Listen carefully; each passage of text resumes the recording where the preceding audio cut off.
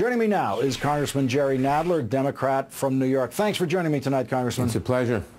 Congressman, I don't think anyone in politics can be surprised that the vast, overwhelming majority of the public is opposed to the Republican Medicare plan when it is described to them. Where do you see that plan going from here? The Senate obviously will not be passing anything like it, but it is the official position of the House as passed at this point. How do you bring some kind of agreement between the House and the Senate on this? Well, it's not only the official position of the House, but every single Republican, with 4 exceptions, voted for it, and also voted for all practical purposes to eliminate Medicaid. And they're not going to escape from that. They've shown what they really want to do. The Ryan budget, which all the Republicans except for 4 voted for, is not a budget reduction plan. It's a plan to eliminate most government services that the Republicans have hated for years: Medicare, Medicaid, all kinds of social services, housing, education, aid, you name it. And that's the real plan. And by the way, it's not even a deficit reduction plan, because what Ryan would do, what this plan that they all voted for would do, is to reduce expenditures by $4.3 trillion and reduce taxes on the rich, on millionaires and billionaires, by $4.2 trillion. So what it really does is takes $4.2 trillion from middle and low income people and gives it to the rich people. And that's the whole point of the budget.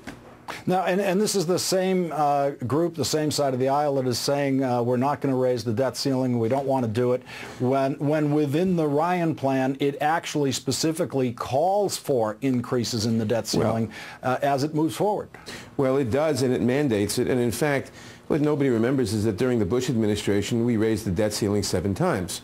But the debt ceiling debate, I strongly feel, is a silly debate, because voting to raise the debt ceiling is not a vote to increase debt or to spend more money.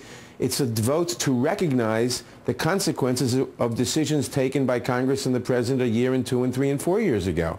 If you want to cut down future debt, then vote for higher taxes or vote for lower expenditures in next year's budget. But you can't simply say, I want to stop the world and get off. I don't want to recognize the consequences of what was already done a couple years ago, which is what voting against the debt ceiling increase would do. Is Medicare going to be the central issue going into the next election?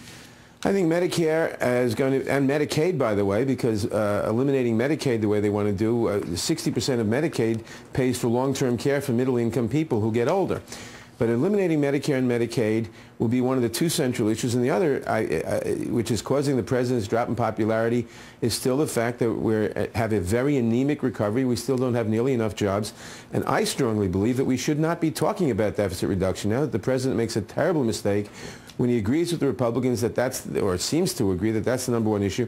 We should be talking about how to create more jobs, even at the cost of a bigger deficit. The deficit's a long-term problem, but we could have more spending for a year or 2 to get the economy up. If we had a 5% unemployment rate, that would by itself eliminate 2/3 of the deficit going forward.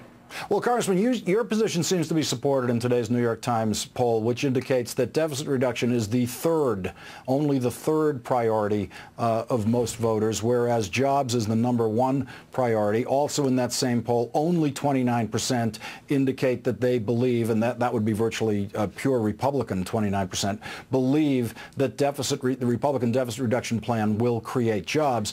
That poll seems to be a roadmap to Democrats about how to argue the case and move past the deficit reduction. Well, it certainly should be, and I certainly hope the president adopts it. We've been playing within our 30-yard line because the Republicans come along and say the country's broke, we've got to reduce spending, and the president sort of agrees with them. He says we've got to reduce spending, but more intelligently. We've still got to invest, but when we reduce spending, we're cutting jobs. And I hope that we'll get our eyes back on the ball, which we were all talking about last year, which is jobs, jobs, jobs. And we know how to create those jobs.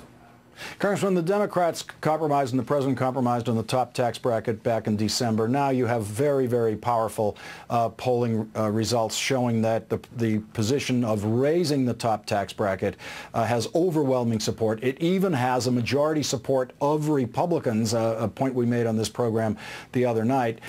Can you imagine any scenario in which the Democrats would once again, and the president would once again, be forced into a compromise that would keep the top tax bracket low? Well, I certainly hope not, because if we want to get to any kind of fiscal sanity, that's the beginning of it, is to increase that tax on the millionaires and the billionaires. You can quibble about whether it should be at $250,000 or $500,000. And by the way, we ought to have heavier tax brackets for after $10 million and after $20 million and $100 million. There's no reason to tax the $251,000 no more, no less, the same as the $250 millionth dollar.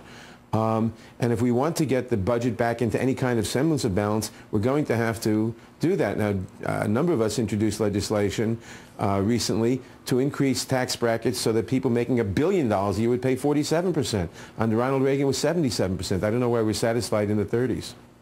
Congressman, I couldn't be happier to hear you talk about these higher brackets. I've been advocating them for years, above $1 million, $10 million, $100 million, and to have a $1 billion bracket, even if only symbolic, and it is not only symbolic. We have many billionaires now in this country, but to not have them, to not have those higher brackets on those astronomical incomes seems to me to be a statement to people with real working incomes that we just completely ignore what's happening at the top of the income stream in this country. Absolutely. Over the last 30 years, the productivity in this country, the amount of goods and services we can produce per person per hour has better than doubled. But essentially 95% of the benefit of that have gone to the top 1% in this country.